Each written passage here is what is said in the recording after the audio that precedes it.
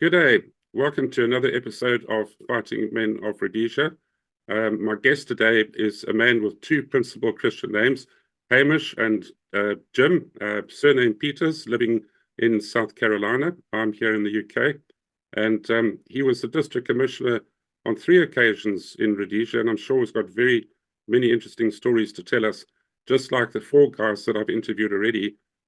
As I've just said to Jim offline, that I didn't understand what internal affairs did when I was in the army and even afterwards.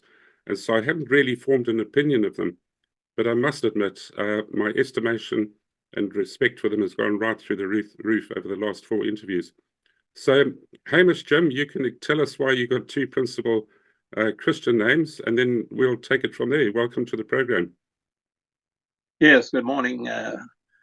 I was born in Rhodesia, and my father was of Scottish descent, and back in my mother's side, there was also Scottish ancestry from South Africa, and I was christened James Ross Peters. But because another relative in our family was also James, my father decided that they would call me Hamish, which is the Gaelic for James. And so I was called Hamish for the 40 years I was in Rhodesia. When we arrived in the United States, they looked at me and they said, well, your name is James. They know Hamish is over here, so you're Jim. So that's how I ended up with 2 names. It's amazing because my grandson, who only popped out the oven 5 months ago, is James. And we've started calling him Jimmy. I've never really understood the connection between James and Jimmy, but I'm going to continue calling him Pip because my daughter said he looked as big as a lemon in her belly. So, he's a Pip out of that. But nice talking to you. Can you give us a brief overview? You were born and raised in the country, and how did you get into internal affairs, or was there some other occupation in between leaving school and starting that? Well, my grandfather was one of the first native commissioners in Rhodesia, appointed directly by Cecil Rhodes and posted to Recife, where he was involved in the 1896 Shoshone Rebellion and earned a great deal of respect. Was commissioned by Queen Victoria as a lieutenant following the rebellion, and to lead command a group of soldiers in the Recife headlands and Inyazura area. And my grandmother was a very, very strong-willed individual. She outlived 3 husbands. And when I was leaving school, I was offered a scholarship to go to Edinburgh University to study forestry. I loved the outdoors. But my grandmother said, no, you're going to follow in the footsteps of your grandfather. He was probably one of the most well-known native commissioners, and this is an ideal opportunity for you because you can have an administrative role. You can learn all about the African people, and you will also have a lot of time in the outdoors. So with her in basic instructions, I followed up and joined the government and was posted as a cadet to Recife, which is where my grandfather had been the first native commissioner. And because there were some issues in my medical history, I was told that I had a severe heart problem and probably would not live beyond 37 years of age. And I found Christ at a Billy Graham crusade in 1960, just after I'd met my wife, completing my army training. And the pastors of the church prayed over me and claimed my heart would be healed. Well, how do you know if your heart's been healed? Anyway, I went on believing that I would only be living to about the age of 37. When I asked my wife if she would marry me, she said, well, sure, I love you, even if I'm only going to have you for 12 years.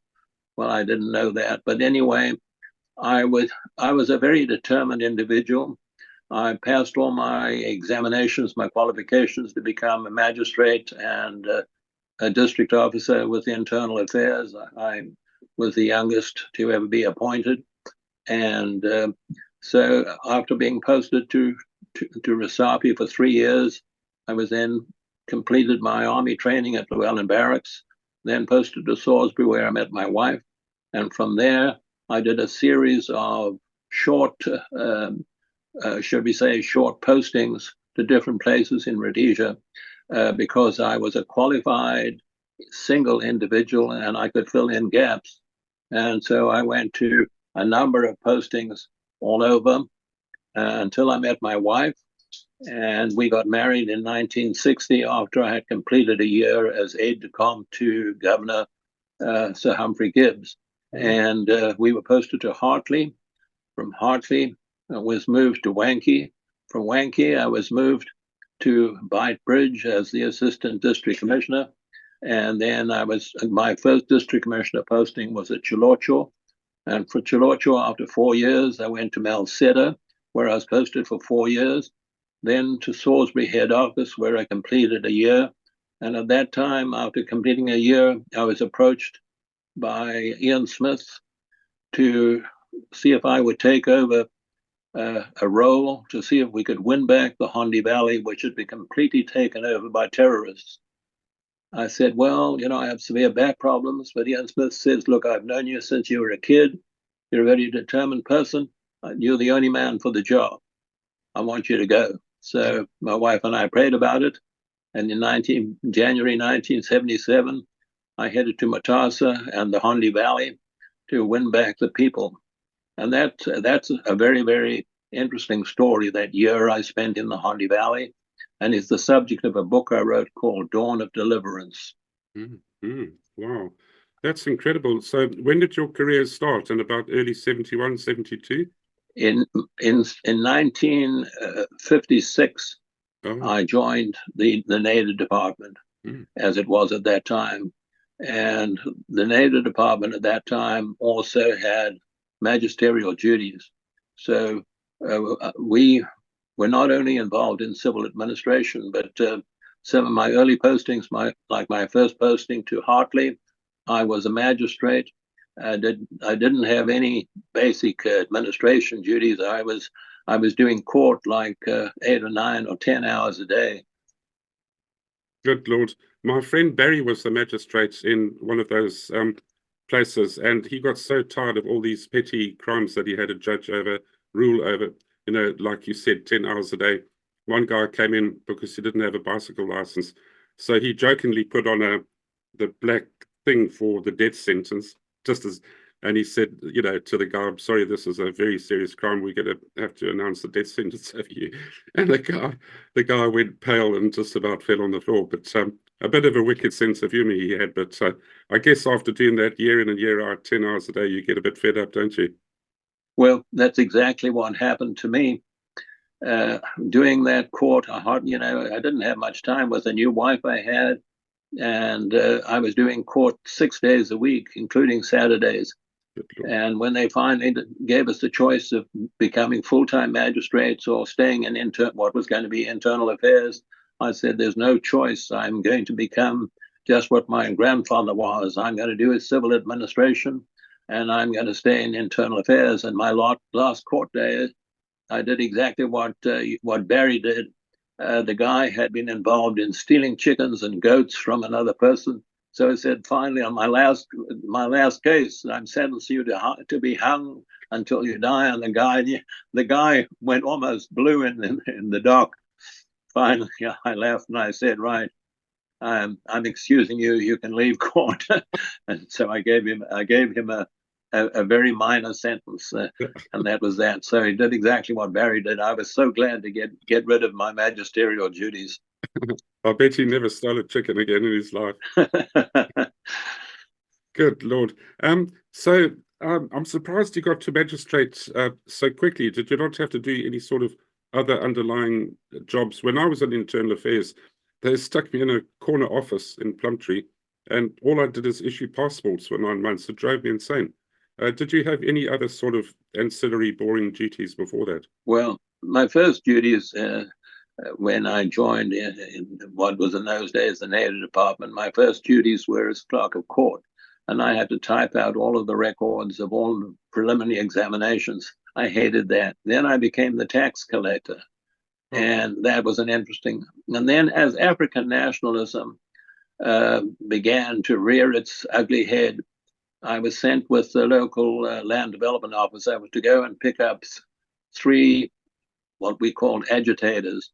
and we went to the Lowveld of Rhodesia or Makoni Tribal Trust land and picked up these three agitators.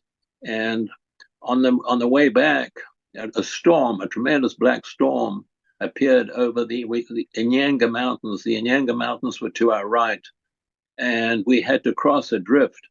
Well, as we were coming back, we had these three agitators in the back of this panel van that we were driving. And as we were halfway across the drift, a great wall of water came and hit us. It carried the panel van down the river for about 150 yards until it was stuck in a tree.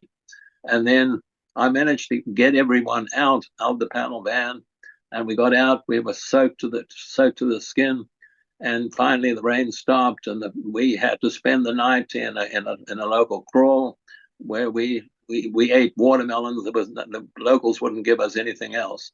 The next day we went back and we got some oxen, and we managed to cut a place in the bank where we could pull the panel van out. We pulled it out, and we said, now, well, we sure the DC or NC Masterson would send someone to pick us up. Well, it didn't happen. So I said to the LDO, okay, well, first thing we've got to do is we've got to drain all the oil out of the sump, remove the water, then we'll refill it. We'll clean the carburetor. We'll drain all the petrol out of the petrol tank, and we remove all the water and put that back. Now, that took us about 36 hours to do all that.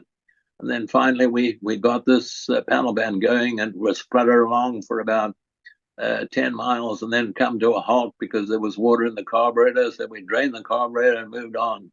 Eventually, we got back to Rhodesia at about 10 o'clock at night, pulled up at the Native Commissioner's house, and told Bernard Masterson, the NC, what had happened, and he just laughed and laughed and laughed.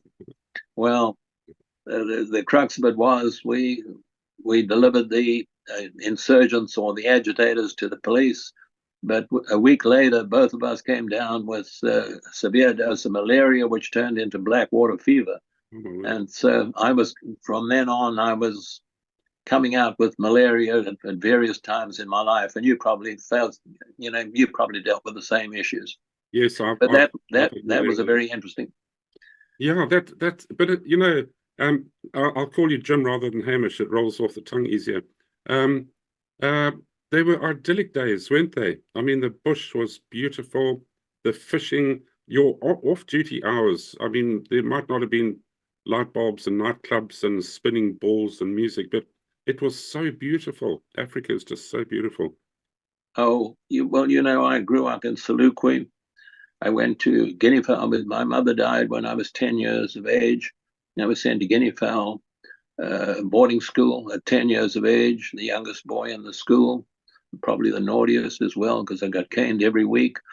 And but we used to have on Sundays at the school, they'd give you a little picnic, wrapped up picnic lunch, and I would head out into the bush because we had all the farms surrounding Guinea Fowl, and I would collect birds' eggs, catch pookies, and catch baby janets and things, and keep them at home at the dormitory. And I just loved the bush. At 12 years of age, after I'd been hospitalized for my heart issue, this was before I was healed for 6 months. I met a farmer, one of our relative farmers in Headlands, and his name was Ronnie Rankin, and he was a well-known ornithologist, and he took me under his thumb, taught me all about the names of the birds, because I was collecting birds' eggs at that time, and took me on numerous field trips all over the country and into Botswana and into Mozambique, and he became my mentor. He helped me overcome a lot of the challenges I had when my mother died, because my mother had committed suicide at 10, and that had made me a very troubled young boy. Ronnie Rankin was an amazing mentor, and I got to know all the birds in Rhodesia. I got to see some amazing places like Himalaya Mountain. We went up climbed Mount Inyangani, I think 3 times. Beautiful. Went to the Chimani Manis. But Himalaya Mountain was probably one of the most fascinating because of the thick forest that it had at the top. And so Ronnie was the one who really got me through high school and got me, should we say, a true love of the bush. I mean, we hunted. He had made for me when I was 13 a 375 Holland and Holland Magnum rifle, which he later sold to me, and I shot my first two elephant in Mozambique, which were rogue elephant at the age of 13. And later, as a native commissioner, I was an honorary game warden, so I would be given many tasks by the game department to go and dispatch rogue elephant, buffalo, lion, leopard, whatever the case may be. So I loved the bush. I loved the simple life we had in Rhodesia as a young man growing up there, and the war just shattered my, should we say, belief in a wonderful, wonderful country. I mean, it broke my heart when we made a decision to leave. And the reason we made the decision to leave, because otherwise I would have stayed on, is my wife Sally was very concerned, because while I was in the Hondi Valley and while we were winning the peace in the Hondi Valley, I was named by ZANU, or the ZANU radio, Robert Mugabe's ZANU Navy, #1 on the hit list. And my wife's best friend, who went to church with her husband served in the police radio monitoring, and he'd come back and tell stories to his wife, who passed on to my wife, as to what they were going to do with me. So she was very, very unhappy about the thought of us remaining there, because we were pretty certain at that time that Mugabe was going to end up ultimately as head of the country. And that was one of the reasons we made the decision to move. And that's another story. There's a lot of issues involved in our move to the United States. Yeah, what a time. Sorry to hear that. But right, let's regress a bit to the period just before the war started, 71, 72. You were already at a posting at that point. I think let's start there and start moving forward to what eventually happened in the Hondi Valley. Can you tell us a little bit about your first posting? My first posting? Yeah, when you sent me your synopsis, there were 3 districts that you were a district commissioner in. Well, I was during the war, the first district where I was a native, well, I was a district commissioner at the time, was posted to Chilorcho in 1968. And that was the beginning of the incursions. In those days, it was Zapu. And Zapu were coming in through, they would come in through the top end, across by the Zambezi, by the Victoria Falls, and they would come up through Botswana and into through the Wankie Game Reserve and into the Chilorcho Tribal Trust Land. Well, that was the beginning of the real hostilities and the attempts to try to keep these incursions under control. Well, one of the first jobs I had was to create a road up the border from point 222 right up to the top end of Matetsi at Wankie Game Reserve.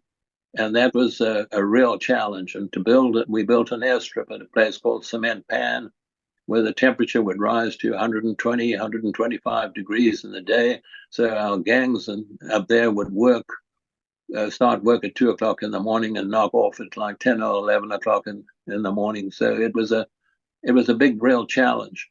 But one of the things I found is, because I was hunting rogue elephant, there were a lot of bushmen there. And I had a bushman tracker. His name was Amon.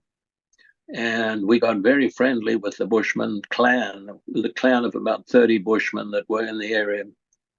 And I agreed, after meeting with them, that I would shoot them 1 elephant a month to feed them, provided they provided me with information on any infiltrations that took place. And that worked extremely well for the period about 1970 to back to 1972 when I left Chilorcho.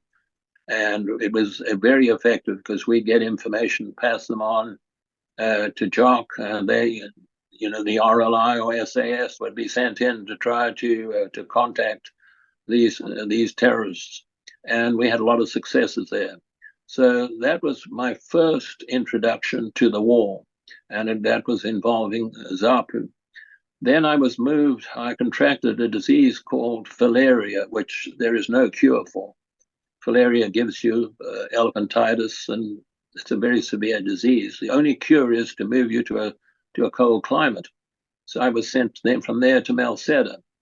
And in Malseda, we were starting to get incursions from primarily from these Zanu groups that were based, they came out of Chimoy, and they were infiltrating in through the bottom end of the Chimani Mountains, through the Ngurima Valley and into the farms and the tea estates.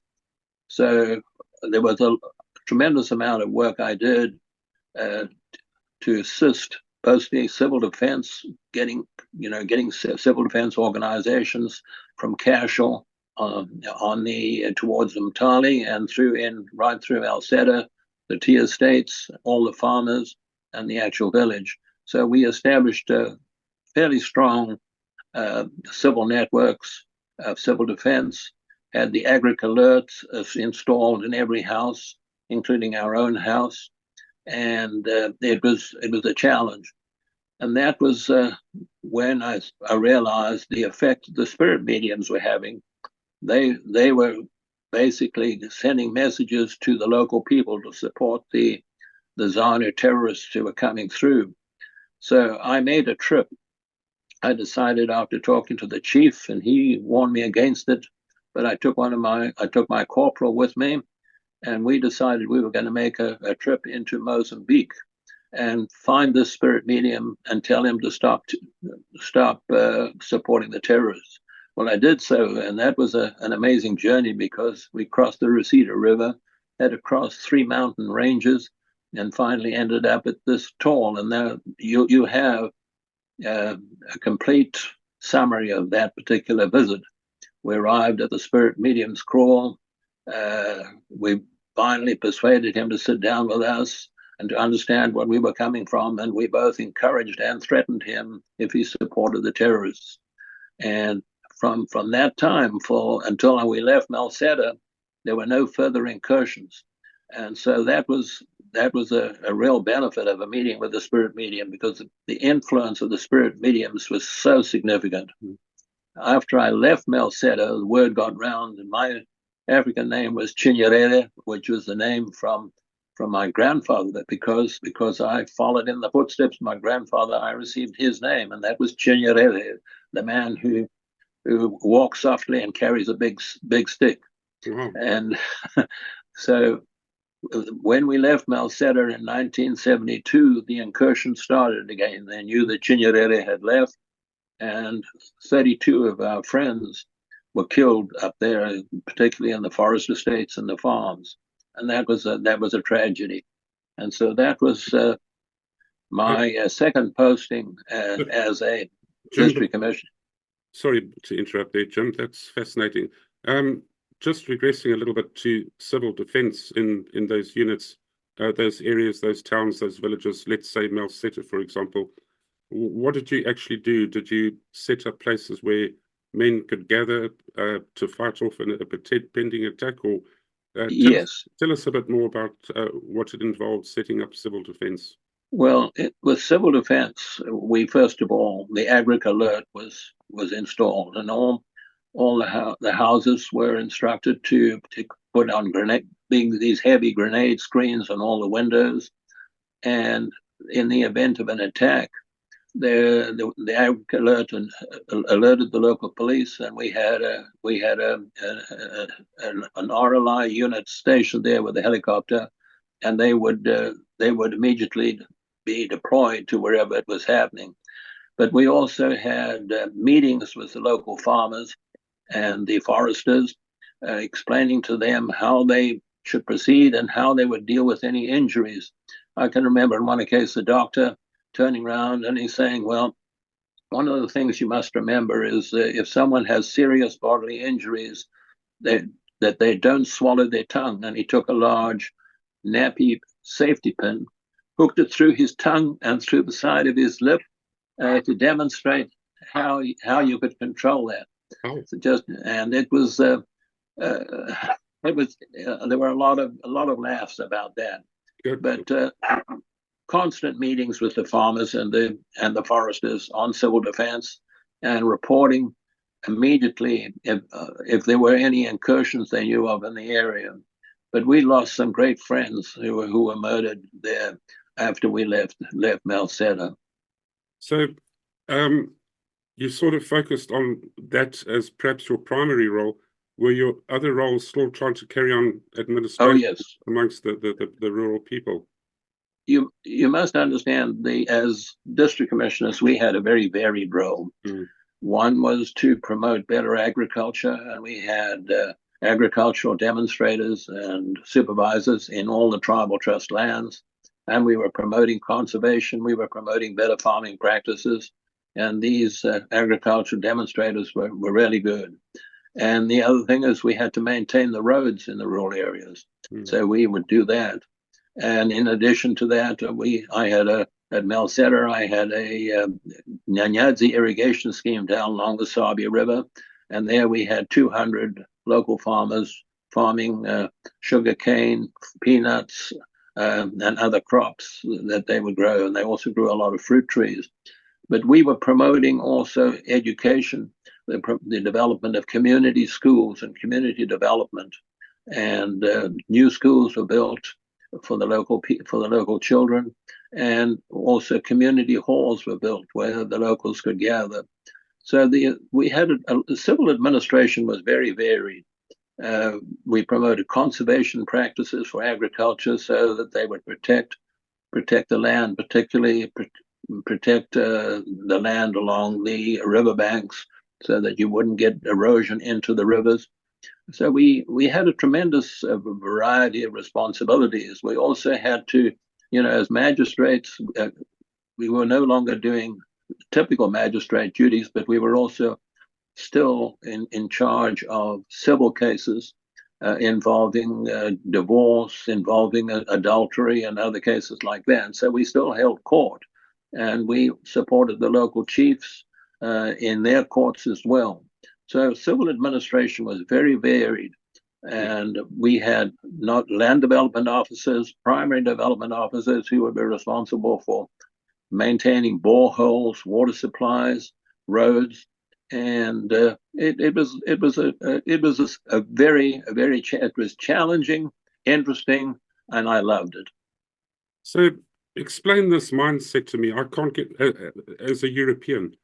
You're doing all of that work for them. You're doing tremendous things to help them, educate them, health, dig boreholes, look after their cattle, whatever, preserve their river lines. Yet when you got into trouble in that tree and you had to spend the night in an African hut, they wouldn't give you anything to eat. I don't understand the contradiction between you helping them and you rejecting them rejecting you. Was that because they were scared of the terrorists, or what was it? Yes, they were scared because these agitators, this was before terrorism really started, but these agitators were coming in and they were threatening them. And that was one of the reasons they would support us. They gave us oxygen to pull the car out, but they said that they were short of food and they couldn't afford to give us any meal or any sadza other than we could have as many watermelons as we wanted. So I suppose if you sat under a tree with one of those gentlemen, they would give you the feeling that they wanted to help you, but they had eyes watching them all the time, I suppose. Eh? Yes, they were being threatened at the time. There was, and if you ever had a chance to read the book Dawn of Deliverance, you'll find there's the passage at the beginning of the book of how the terrorists first infiltrated local villages and threatened the people and what happened. And that was basically written from all of my interviews with the locals at the time. They had a lot of I understood African customs very well. I spoke both the African languages, both Shona and Sindebele, and I found that some very interesting times. A very interesting time occurred with me when I was in Chilorcho. The local Chief Mswigana, was very concerned about how these Zapu agitators were stirring up the people. And he asked me to come and speak to the local crawl heads and the villagers. And he said the agitators would be present. Well, I went down. There were about 100 people gathered, crawl heads, and there were about 20 of these agitators, all wearing their fur hats and carrying their walking sticks, which was like the badge of Zapu at that time. Now, it was very interesting because I had purchased some fireworks shortly before, and including some squibs, but there were some little thin strips which you could put under your foot, and if you scrape on the foot, sparks used to fly. That's well, yeah. I found that if I took a little piece of this, what looked like a matchstick, and put it between two fingers and rubbed it and got warm, smoke would arise. So I'm sitting in this meeting, the chair with the chief on one side and my sergeant on the other side, me in the middle, and I'm talking to these people and telling them in Sindebele that they had to behave themselves and that the government would really come down upon them if they caused any trouble. And I was rubbing the stuff between my fingers, and the smoke started to arise, and everyone looked at my fingers and the smoke coming up from my fingers, and it was, wow, this man has got very powerful medicine. We better listen to him. And there wasn't any more trouble in the area. Oh, brilliant. That's psychological. Yeah. Deception's the greatest tool in war. So what happened after that, Jim? Where did you move on to from there? Well, from Melceta, I was moved to from Melceta after 4 years there to our head office for a year to be the district militia administration responsible for all transfers of staff throughout the country, and did that for a year. And at that time, one of the things we did was we were educating the local high school children, the white high school children, about African customs and the importance of understanding them. And we held a program called Veldwerk. And I remember leading a group of about 100 children to an island on Lake Kyle, and we were ferried across to the island by the Army Corps of Engineers, and we established this camp on the island because it was the best security we have with terrorist war going on at that time. And the idea was each day we would take these children in trucks provided by the engineers into the tribal trust land to meet with the locals and to see exactly what was going on and help them to understand. And that was a very interesting time. Well, after Veldwerk, issues were deteriorating in the country. This was in 1977, 76, end of 76, beginning of 77. And first of all, one of our senior deputies, Dennis Connolly, came down my office one day and he said, we have a challenge. We've lost the Hondi Valley. It's been completely taken over by terrorists. You have a real understanding not only of the language, but also the customs and the psychology of the locals. We know your record, how you visited with the spirit mediums. We know how your record of how you brought peace to the tribal areas in Melceta. We want you to take over a challenge of winning back the Hondi Valley. Well, I said, well, sir, I've had 2 surgeries on my back from driving around in leopards and in these mine-protected vehicles. And I said, the doctors have warned me, I've got to be very careful. He says, well, this is a critical meeting. We believe you're the only person who can really bring peace to the Hondi. So I said, well, let me talk to my wife about it, because I'm going to have to leave her, and I don't think she would come to Mutasa and the Hondi. Well, I barely sat down at my desk when I got a phone call. It was Ian Smith on the other end of the line. Now, Ian Smith had known me as a child. He knew our families grew up together in Selukwe. And Ian Smith said, look, we know you've got some challenges, but I want you to go there. You're the only man for the job. Will you do this for me and for your country? Okay. So I said, sir, yes, I'll talk to Sally, but yes, I think I'll do that. So the next day, I packed up. Sally was going to be staying back in Salisbury, where we were based, and I got a bunch of cheap used furniture, which I loaded on a lorry, and we drove to Matassa. The district commissioner's house was big, but I put a few sticks of furniture in where I could live, and allocated a Leopard, and got my FN, my Uzi, and so I said, okay, now we'll start. My first visit down with my sergeant down in the Hondi Valley, it was early in the morning. I had to go down this long drive down to from the escarpment down to the Hondi, where you dropped about 3,000 feet. And as we're doing that, the sun was just rising, and a beautiful orange glow on the horizon. And so I looked at that and said, what a beautiful place.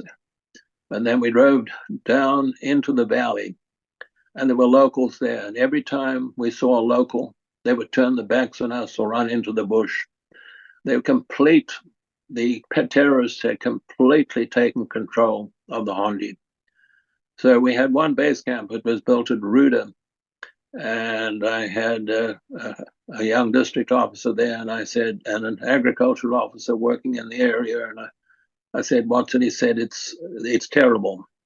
They were murdering approximately between 10 and 20 people a day, and they were particularly focusing on the Crawlheads and the Crawlheads family, and it was a terrible situation.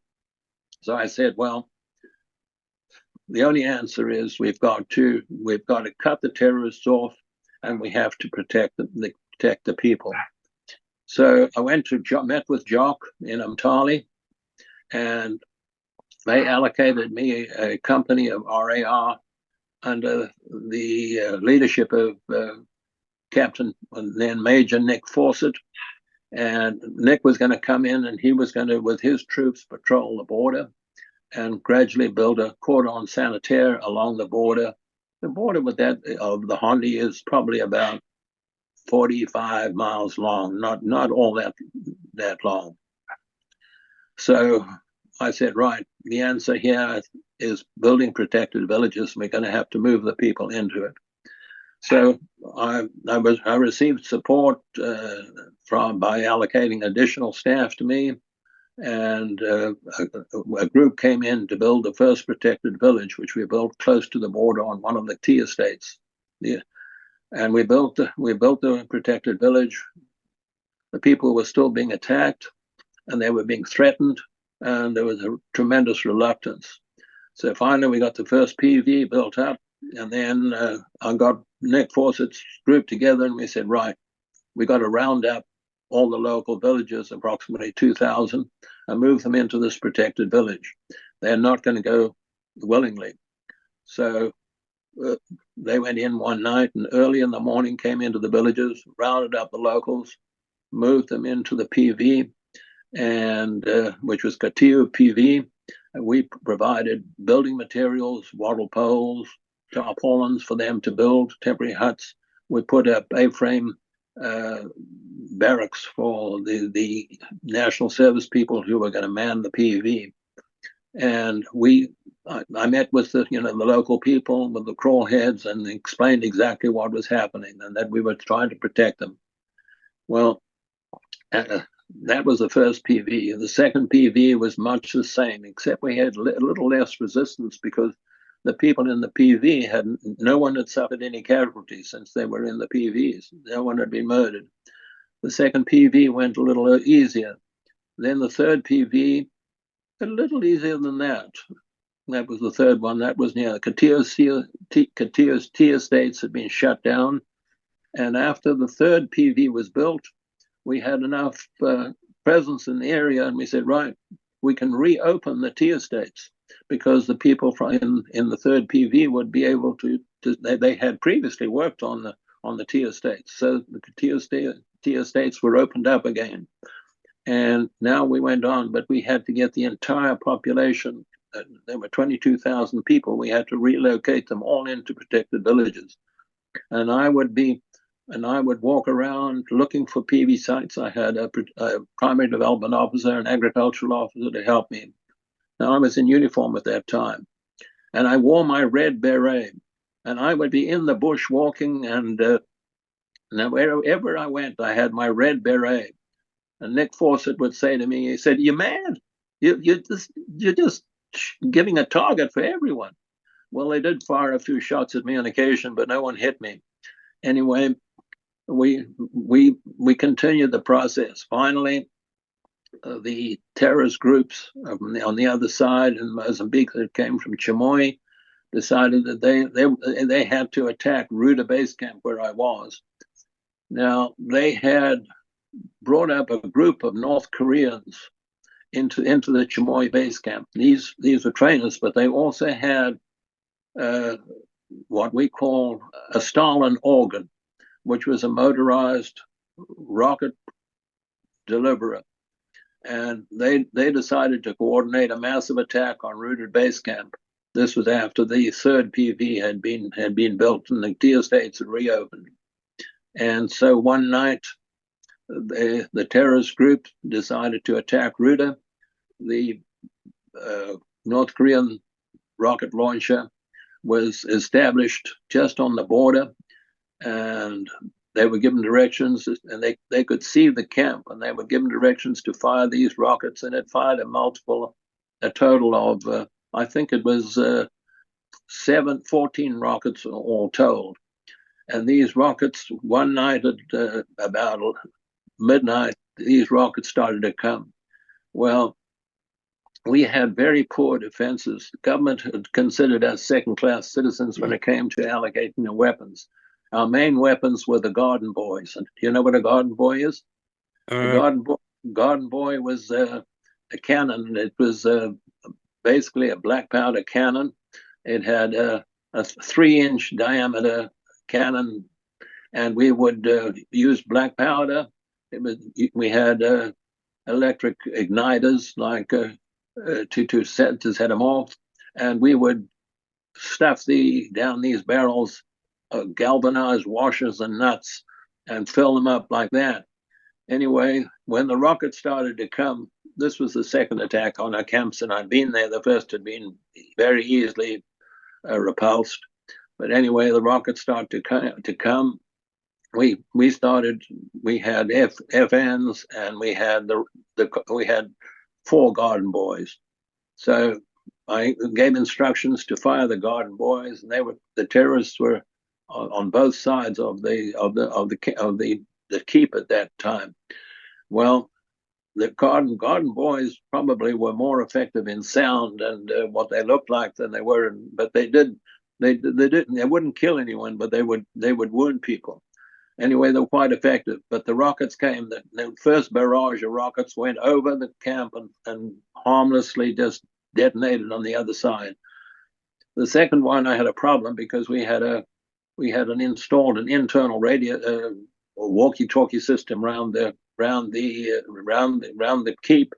We had 4 major defense points that we had, and suddenly I lost comms with one side. So I decided to run and find out what was happening.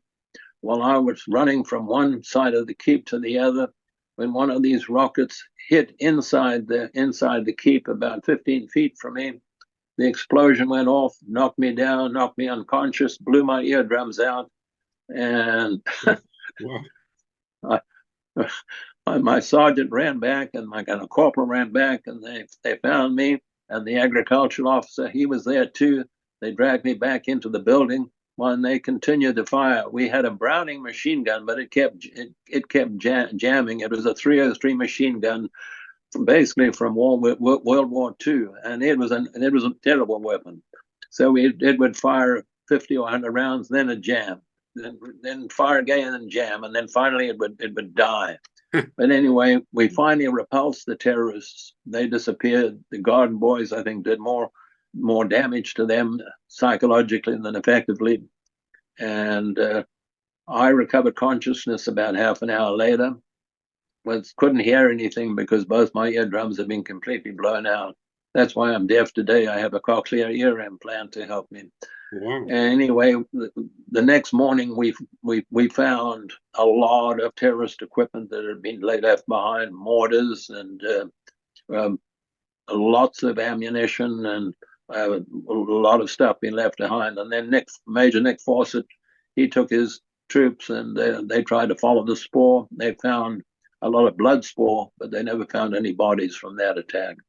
So that was the one attack that I was a main target for that. And that was in Ruda. After that, we continued our efforts to build more PVs, and the fourth PV there was a little more reluctance, but finally we got the people in, and now we were looking at the fifth PV, and the people there were, and the chief was somewhat uncertain because he had been threatened by the local terrorists as they came in. So I said, well, there's only one way to change this, to change the attitude. And I heard of the spirit medium, and the spirit medium lived just below the base of Mount Inyangani, because the Hondi Valley is just below Mount Inyangani, has an average rainfall of about 200 inches. So I said to my sergeant, I said, right, we're going to go and we're going to meet with the spirit medium. So we went through the thick forest and then came up to the base of the mountain. There was a cloud of fog over there, but I sent my sergeant ahead just to let the spirit medium know that we were coming.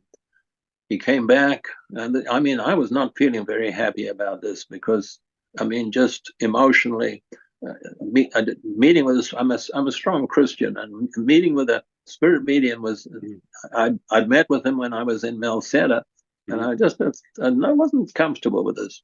Anyway, my sergeant came back, and we met with the spirit medium, gave him a few gifts, and he made his fire. A little smoke came up, and he went into a trance. And finally, he got up and he said, "Yes, you are Chinyerere. You are," which was my African name. "You are the buffalo." Because when I was in Matabeleland, my African name was Imponda Zinyati, horns of the buffalo. Mm-hmm. "You are the buffalo who was trampling these people. The people must listen to you." And then he let us go. We went back, and my sergeant spoke to the chief, the local headman there, who was responsible for approximately 3,000 people. And he said, "Look, this spirit medium has told us that you have to move." And he said, "That is good." And he says, "But my people all need to understand." So the protected village had been already built. And so I said, "When I want a meeting of all the people, about 3,000. And I said, "We will have the meeting tomorrow, and you will bring all your people there, and we'll have the meeting in the afternoon." So in the protected village, we built a little stand up for me to stand on, so I'd be above the people, they could all see me. And the stand was about 10 feet tall, and the little platform at the top where I could speak. So the people all started to come in beginning at about 4 o'clock. Well, this was in Somerset. At about 6 o'clock, most of the people had arrived, and they were all building little fires all over, cooking a little food, waiting for this big discussion. Anyway, when the people were virtually there, I got hold of the headman and I said, "Right, okay, now we're ready to start." And so I'm standing up there wearing my red beret and in my uniform, and I'm talking to the people, and I'm persuading them. And then suddenly the women began to ululate and dance. They started to dance on the fires in their bare feet. I'd never seen anything like it. They would ululate. And then one of the terrorists had infiltrated the group, and he had his AK, and he fired at me, and I got a shot through the side of my shoulder, but it didn't just nicked me. No damage. And the people leapt on this guy, and they just about tore the terrorist apart and brought him to me. He was all hog-tied. And the next day, these people just flocked into the protected village. And from then on, all the people just moved. There were 7 protected villages we moved. for the remaining 2 protected villages, the people just flooded in, and there were absolutely no incidents. And after 10 months, this area had totally changed from being completely dominated by the terrorists to the terrorists driven out of it completely. They could not come in. And this became a major success in the terrorist war. And the local information services sent 11 television teams to interview me and interview the chief about what had happened, because this was a big success story. In fact, I think it's probably the only major success story in Rhodesia at that time. Where, otherwise they wouldn't have sent 11 television crews in. It was only when I came to the United States I saw one of the television shows actually being rebroadcast, and how they had tried to twist some of the comments that I'd made. But that year was a very interesting and challenging year. It was very challenging physically, emotionally. I mean, I lived on bully beef for 11 months, and I lost about 30 pounds in weight. I mean, there would be times when I would not get to sleep for 72 hours. I mean, it was just on the go. And the relationship I had with Major Nick Fawcett was absolutely fantastic. At the end of the war, after that area, both Nick and I were presented with plaques from the head of Katia Tea Estates, because we had basically saved the Katia Tea Estate, and they are still now. Katia is now one of the most productive tea estates in Africa. So that was the war in the Hondi. Absolutely beautiful. Let me tell you one other thing about that happened, and this will show you a power. I'm a very strong Christian, and this will just show you the power of a living God. Halfway or 3/4 of the way through this, I became the number 1 on the hit list of Mugabe. Well, he sent a group of terrorists. They had obtained information that I would be leaving my base camp to go home to visit with my family one weekend, and then they got information that I would be returning on the Monday morning. Well, I had a little Datsun 120Y car. So I left on the Friday afternoon, went home, spent the weekend at home, and at 2 a.m. on Monday morning, I left home to drive back to the base camp at Mutasa, which was the top in the highland in the wattle forest, before we went down to the Hondi.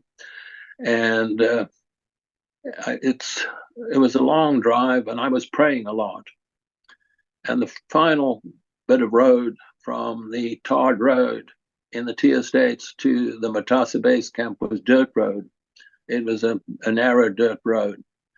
It's about 5 o'clock in the morning, and it was not dark and not light. It's just, the early morning dusk when your lights really don't work. So I'm driving my little Datsun down this road, and suddenly I felt my steering wheel ripped from my hands, and the car was pulled to the left, and the next thing I'm bouncing over a culvert on the side of the road. I managed to grab the steering wheel and get it back on the road, went down to the base camp, down to my house, changed into my uniform, got into my Leopard, when the radio call came from my district officer and my sergeant. Please, sir, please come. The engineers, we had a group of 4 engineers under a corporal. They were checking the road. They want you to come down immediately. So I got into my Leopard, picked up my sergeant, picked up my district officer, went down the road, and there's this red triangle in the road, and there's the corporal in charge. And he stops me. I get out, and he says, "Sir, we think there's a mine in the road." I said, what do you mean you think you're right? He said, "Well, we saw where your tracks went off the road and back on. So we thought there must be a ride." And so one of the engineers got down with a fiberglass probe, probing away, clank, clank, clank. And they went in, they pulled up an anti-tank mine. Underneath the mine was a case of C3 plastic explosives. and there were 4 Chinese stick grenades put around it just to make sure, in case they missed the grenade, one of the grenades would set off the mine. And it took about 2 hours to get everything cleared away. Then the corporal in charge comes up to my sergeant and he says, "What kind of spirit does Chinyerere have that he knew there was a mine?" Well, my sergeant knew me, and he knew as a Christian, he says he has the spirit of Jesus. And that message got back to everyone in the entire Hondi Valley got to hear about that message. But that was most incredible message. Yes, and nobody can deny that because it happened. You saw it, the tracks were witnessed by others. It's a recorded event. It's absolutely amazing. I'm absolutely astonished that you took that journey in a motor car. It was virtually suicide, and yet those prayers kept you safe. I mean, I really believe that because I'm a very strong Christian too. But how wonderful! I mean, it's brought tears to my eyes because that's incredible, and it must have been a wonderful testimony to all those other people as well. It was an amazing testimony, and it's one of the factors. If you ever get a chance to read Dawn of Deliverance, which was the battle for the Hondi, they had to change names. The publishers made me change names because some of the people was still living in Rhodesia at the time, or in Zimbabwe when it was published. Yeah. My name is James Ross Peters, so in the book I'm Jamie Ross. Right. But the fantastic message at the end, because this terrorist leader was responsible for the murder of the missionaries at Elam Mission, and I was challenged with Nick Forster to go and do the cleanup of Elam, and to move the 200 kids in the school there, to move them back into the tribal areas. We had lorries to do that. But Josiah, who was the leader of the terrorist group, he's the one who had killed all of these missionaries. He and 12 of his compatriots. And it was after the war and after Mugabe took power. It was this guy, Josiah Makoni. For 2 years, he just could not sleep. He had the most terrible nightmares. And one of my friends from 4th Battalion, John White, was a farmer, which I knew from Recipe, and he was a captain in 4th Battalion, and he would come into the Hondi at times to help in routing out some of these terrorist groups or to respond to some of the attacks on the PVs. So we got to know each other very well. Well, after the war, he became a priest, a preacher in an evangelical church in Umtali, which was now Mutari. Well, 2 years after independence, John White was in his church on a Saturday evening, and he was just preparing for the services the next day, preparing the altar, because this was an Anglican type of church, an evangelical Anglican church. Anyway, he heard someone sobbing at the back of the church. So he put down all his altar stuff and went to the back of the church, and there's a black man sitting on one of the pews with his hands buried in, and he's crying. He's just sobbing. So John White sat next to him and put his arms around him and held him and started to pray with him. And after about 15 minutes, he shared the gospel message. The guy told him he was Josiah. And then Josiah turned to John and said, "Have you still got your gun?" Well, he knew John had an FN during the war. And John says, "Why?" He says, "I want you to take me out and shoot me. I haven't slept since Elam." And so John prayed with him, and finally Josiah accepted Jesus. Yes. And then Josiah stayed with John for 6 weeks while he learned all about Christian faith. And after 6 weeks, he said he needed to leave, and he asked John for some Bibles.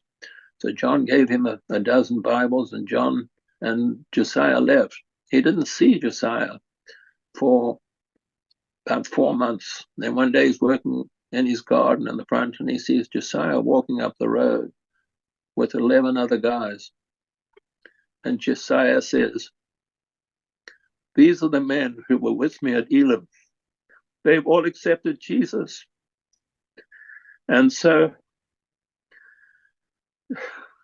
John said, "Well," he said, "what do you want to do now?" He says, "I want to send you to my friend." He had a pastor friend, and he will help you. And he sent him to his pastor friend, who was training evangelists. And so for the next 3 months, they stayed with this guy, and he taught them all about what it was and how to take evangelism. And these guys now became the strongest evangelism team in Zimbabwe. Now, I was living in the United States when that happened. One day, we belonged to a Presbyterian church here, which was hosting a conference for groups they called Evangelism Explosion, where they share how to share Christ. And they asked different members of the church to host these families for a week. And we agreed to host 3, 2 from South Africa, 1 from Zimbabwe. And they spent a week with us. And the church said, on the Wednesday, there's no function. Would you please just entertain these pastors? So we had a braai outside in our house, and we started to share stories. And then the one from Mutare said, "Oh," he asked me what parts of Rhodesia I'd served in. And I told him, and he said, I told him about my stint in the Hondi. And I said, that we had such an evil guy there, Josiah McConey. And I said, this guy, he murdered all the missionaries at Elim. I said, that guy, if he's still there, he should be hung, drawn, and quartered. And then he turned to me and he said, "Let me tell you a story." And then he told me the story about Josiah, and he says, "I am the preacher who trained Josiah and his 11 followers to be evangelists." Oh. And they are. And I said, no, I can't believe that. That guy should be hung, drawn, and quartered. I said, what he did at Elim, I said, and what he did in the Hondi, I said, no. He says, you have to understand a living God and a forgiving God, that there's nothing that God cannot forgive. And so that night, my wife and I prayed about it, and I realized then what a powerful, powerful event that was. And that was the reason I wrote the book, Dawn of Deliverance, because it was the story of what happened in the Hondi, the war in the Hondi, but the final chapter was the conversion of the terrorists, of Josiah McConey and his terrorists. I can honestly say that's the most incredible testimony I've ever heard, because no secular organization could bring healing like that, could bring renewal, could bring hope, could bring even joy out of it. It's just, God can take the most dark circumstances and bring light into them. And I just stand in awe of him. I've heard of other instances in the war where he moved as well, and it's a fascinating subject. But this testimony is by far the most powerful I've heard for a long time. That men with such dark hearts, only he could change them. No psychiatrist or psychologist could have changed that man. This is a spiritual thing. It's deep down. And he's the only one who has the authority to forgive. He liberates us, I so want to encourage other men and women listening to this. If your hearts are full of hate and sadness, he is the only way to overcome it. That's correct. Absolutely.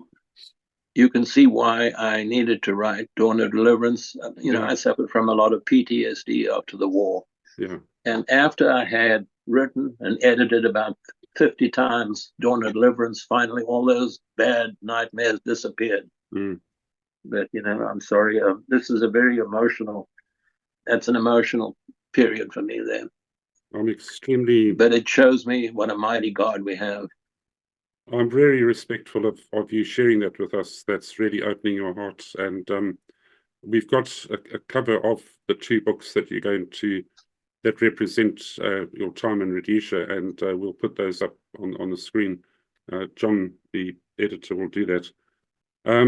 I can't thank you enough for this talk. It's just been riveting.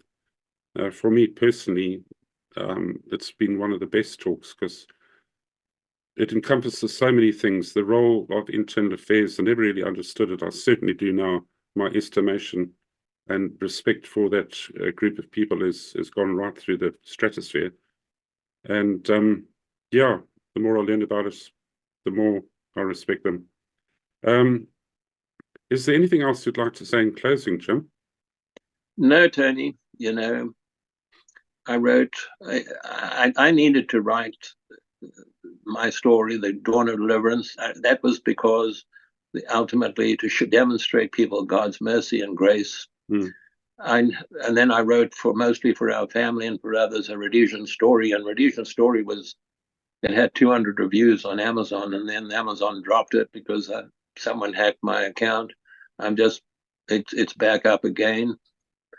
And a Rhodesian story. So you've got the two books, A Rhodesian Story and Dawn of Deliverance, are really good examples of early Rhodesia and what happened during the war. Yeah, wonderful. In fact, this channel does have a book section where we invite people who've written books to talk about a book for maybe 15 minutes. So I'd like to invite you back to do that. You can give an expanded overview of both of those books, and then we can put it into our link on the channel. So I don't know what else to say. I feel like I'm in jelly at the moment after that testimony. It's just so wonderful and powerful.